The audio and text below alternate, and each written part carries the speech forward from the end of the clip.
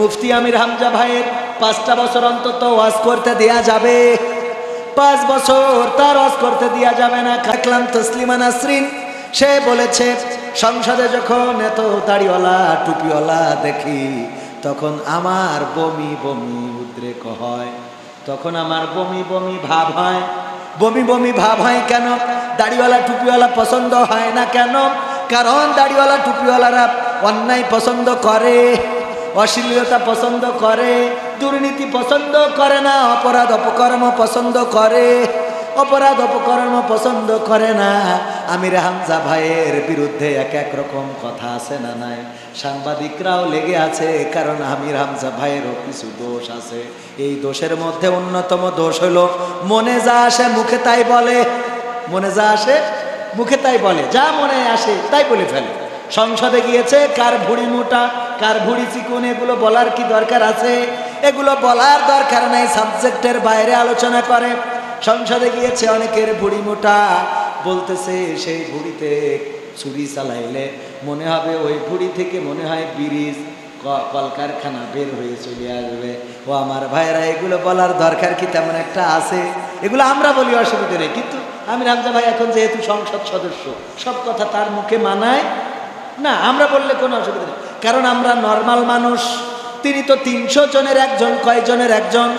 এই বাংলাদেশ যারা পরিচালনা করে, কয়জনে পরিচালনা করে? 300 জন। 300 জন যদি কোনো পক্ষে হ্যাঁ বলে সেটা হ্যাঁ হয়ে যায়, আর কোনো পক্ষে যদি না বলে সেটা না হয়ে যায়। সেই 300 জনের একজন, সুতরাং তার মুখে এমন কথা মানায় না যেই কথাটা সুন্দর না।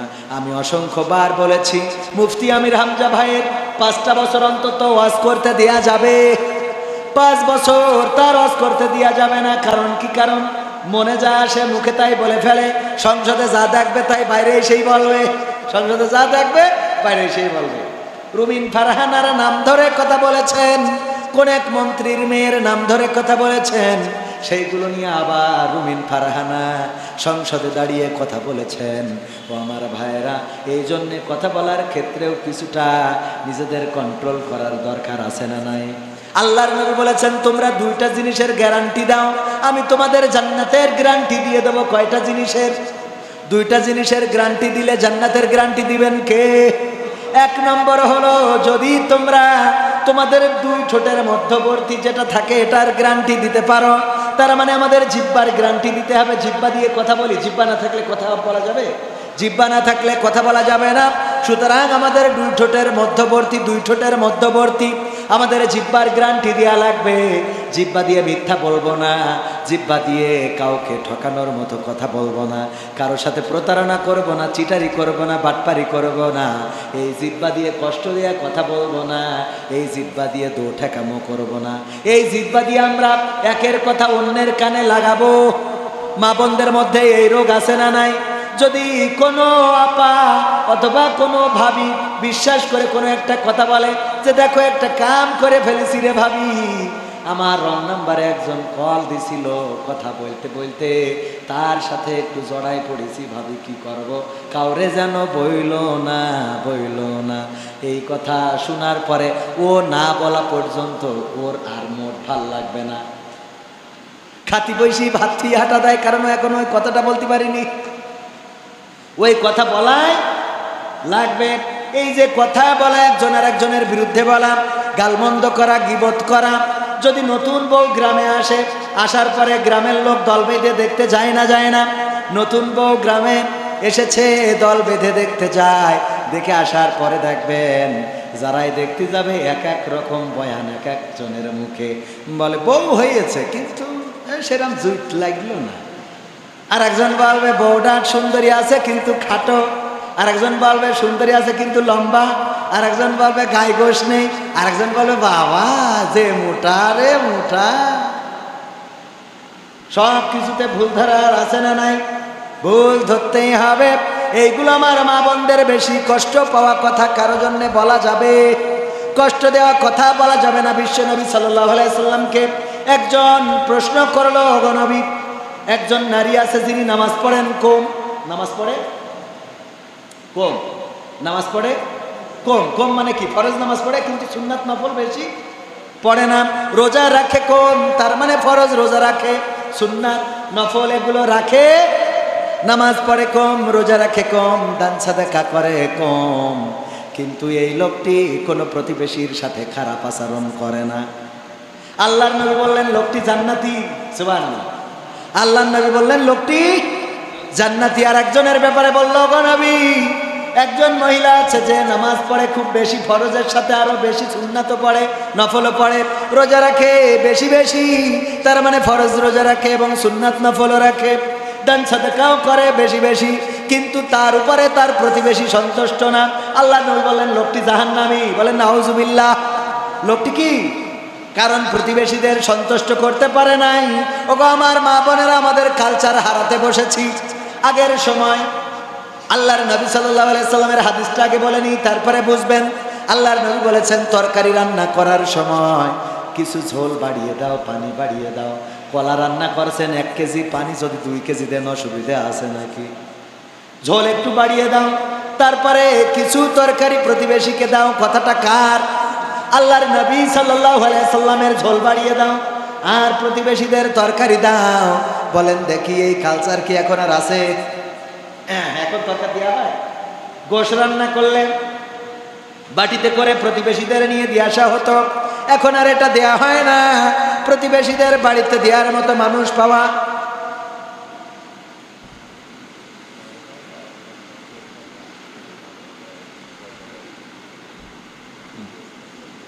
ইনশাআল্লাহ না, সেই ধরে তো লাইনই হচ্ছিল না।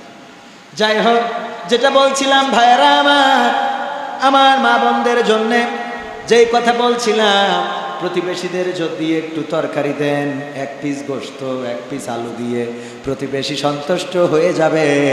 উনি যদি দোয়া করেন, এই দোয়া আল্লাহর কাছে পৌঁছে যায়। বলেন সুবহানাল্লাহ। আমরা তো বুঝি না দোয়া নিতে হয় কিভাবে। আমরা বদদোয়া নিই। কি দোয়া নিই? বদদোয়া। মানুষের সাথে খারাপ আচরণ, ঝগড়া বিবাদ, ফিতনা ফাসাদ, এইগুলো করা যাবে না, এগুলো করা যাবে না। বিশ্বনবী সাল্লাল্লাহু আলাইহি সাল্লাম যেটা বলেছেন সেটা আমাদের কল্যাণের জন্য বলেছেন। বিয়ে করার জন্য আল্লাহ রাব্বুল আলামিন বিধান দিয়েছেন কয়টি? 4টির কথা সবাই বলি, কিন্তু বড় কথা যেটা বলেছেন বিয়ে করো 2, 3, 4। যদি ইনসাফ কায়েমে ব্যর্থ হও তাইলে একজনে সন্তুষ্ট থাকো। কয়জনে? তার মানে 1-এর উপরে জোর দেওয়া হয়েছে বেশি। জোর দেওয়া হয়েছে কেসের উপর বেশি? বিয়ে করো 2, 3 অথবা 4, কিন্তু যদি ইনসাফ কায়েমে ব্যর্থ হও তাইলে তোমরা একজনে সন্তুষ্ট থাকো। এখন বলেন দেখি, ইনসাফ কায়েম করার মতো আমাদের সেই ঈমান কি আছে? আছে? ইনসাফ কায়েম হয় না। সুতরাং একজনেই সন্তুষ্ট থাকতে হবে। নবীর সুন্নাহ মেনে একাধিক বিয়ে করে, কিন্তু কোরআনের আইন মেনে ইনসাফ কায়েম করে না, এমন মানুষ আছে না নাই? ভাইয়েরা আমার, আল্লাহর নবীর আইন মেনে চলতে হবে, আল্লাহর দেওয়া আইন মেনে চলতে হবে। যদি এই সমাজে আইনগুলো ফলো করে চলি, শান্তি দিয়ে দিবেন কে? ওই যে বলছিলাম দুর্নীতি বন্ধ হয়ে যাবে। আলেম ওলামারা যদি রাজত্ব দখল করতে পারে, যদি রাজত্ব কায়েম করতে পারে, আলেম ওলামারা মানুষের টাকা মেরে খাবে। 2-1টা ভিন্ন হইতেই পারে, 2-1টা ভিন্ন হইতে পারে, মানে সব তো ফেরেশতা হয়ে যাবে, সব ফেরেশতা হবে? 2-1টা ভিন্ন হইতেই পারে, কিন্তু বেশিরভাগ দেখেন আলেম ওলামা, মুফতি মুহাদ্দিস মাওলানা, তারা কি অপরাধের সাথে সমাজে জড়িত? তারা জড়িত না, কিন্তু 2-1টা স্লিপ করলেই ওইটা বেশি লাইট হয়ে যায়। কি হয়ে যায়?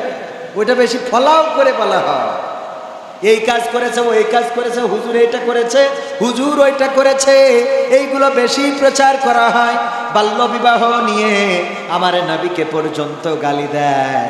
কিন্তু ওই যে আমরা এমন কিছু ঘটনা দেখলাম যে ছোট ছোট বাচ্চা শিশুদেরকে নিয়ে যে কোথায়, হ্যাঁ কি যেন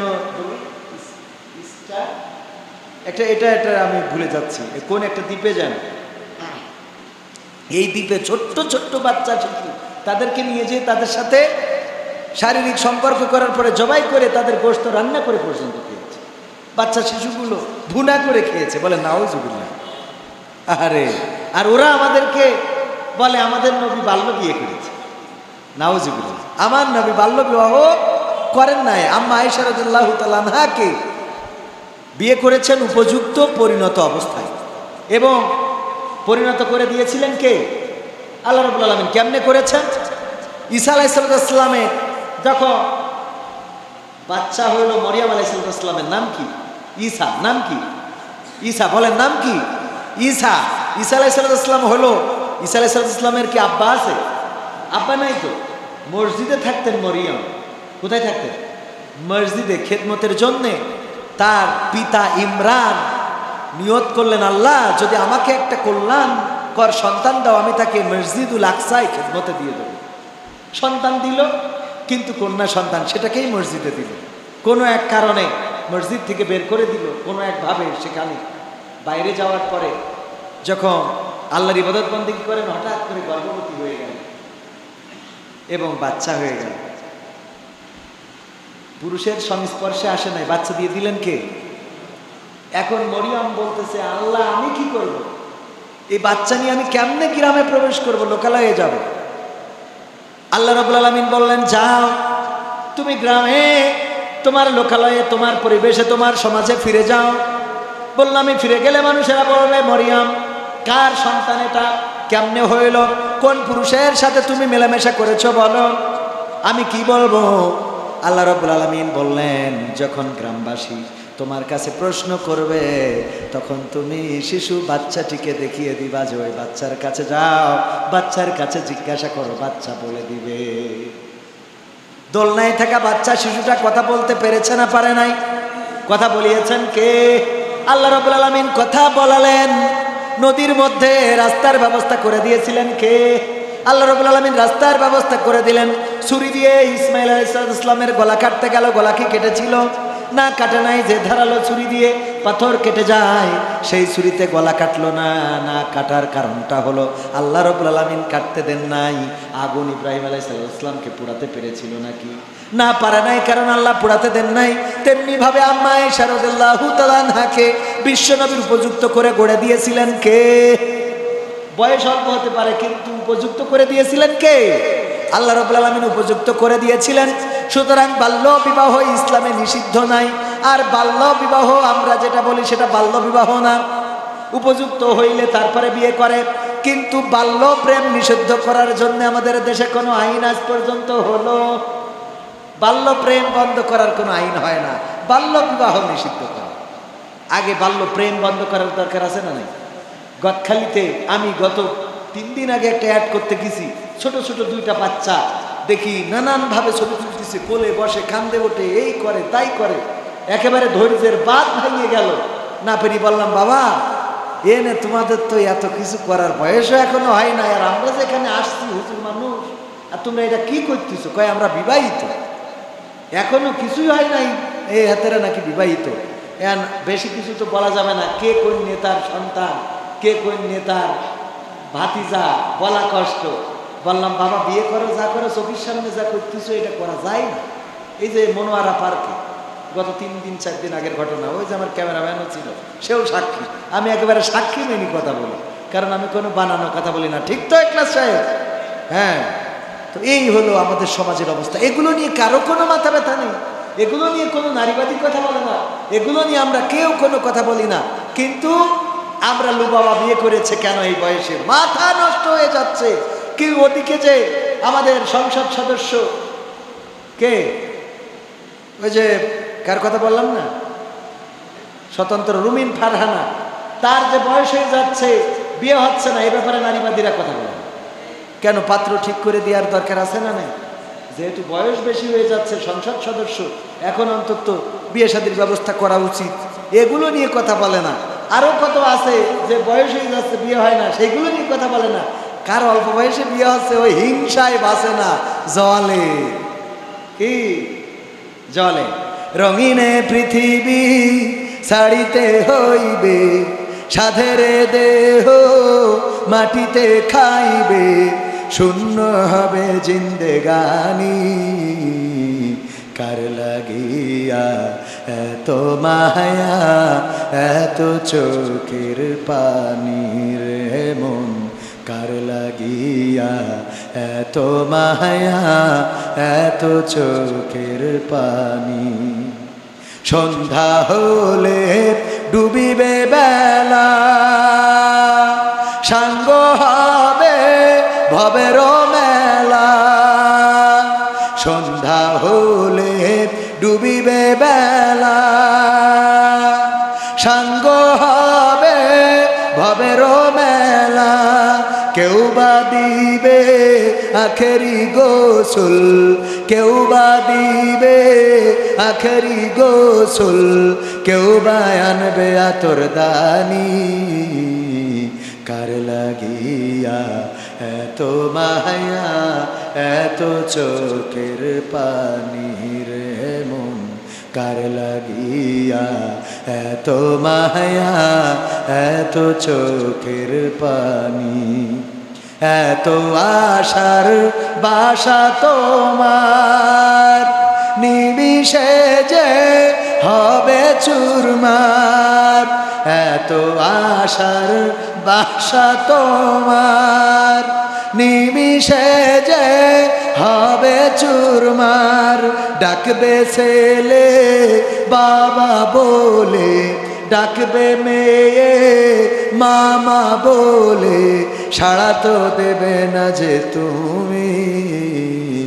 কার লাগিয়া এত মায়া এত চোখের পানি রে মন, কার লাগিয়া এত মায়া এত চোখের পানি। রঙিনে পৃথিবী ছাড়িতে হইবে, সাধের দেহ মাটিতে খাইবে, শূন্য হবে জিন্দেগানি। কার লাগিয়া এত মায়া এত চোখের পানি রে মন, কার লাগিয়া এত মায়া এত চোখের পানি। মারহাবা বলবেন না? কষ্ট হয়ে যাচ্ছে আপনাদের?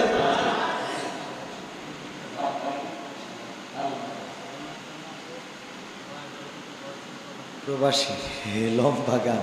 ও আমার ভাইয়েরা, যাই হোক শেষ কথায় চলে আসি। তাইলে আমরা আইন মানব কার? আর বিশ্বনবী সাল্লাল্লাহু আলাইহি সাল্লাম আমাদের যেটা মেনে চলার জন্য বলেছেন সেটাও মানার দরকার আছে না নাই? তাইলে দাড়ি টুপি পাঞ্জাবি জুব্বা, খাওয়ার মাঝে পানি লবণ, খাওয়ার শেষে মিষ্টি, এগুলো মানার দরকার আছে না নাই? মেসওয়াক করা, প্রতি নামাজের আগে মেসওয়াক করা কি সুন্নাত। এইগুলো করলে মুখের দুর্গন্ধ থাকবে, দাঁত তাড়াতাড়ি পড়ে যাবে না? যাবে না। প্রতি 5 ওয়াক্ত নামাজের আগে মেসওয়াক করবেন, এটা রাসূলের সুন্নাহ। ও আমার মা বোনেরা, বিশ্বনবী সাল্লাল্লাহু আলাইহি সাল্লাম যেমন ভাবে চলতে বলেছেন, যদি তেমন ভাবে মা বোনেরাও চলে, কল্যাণ আছে না নাই?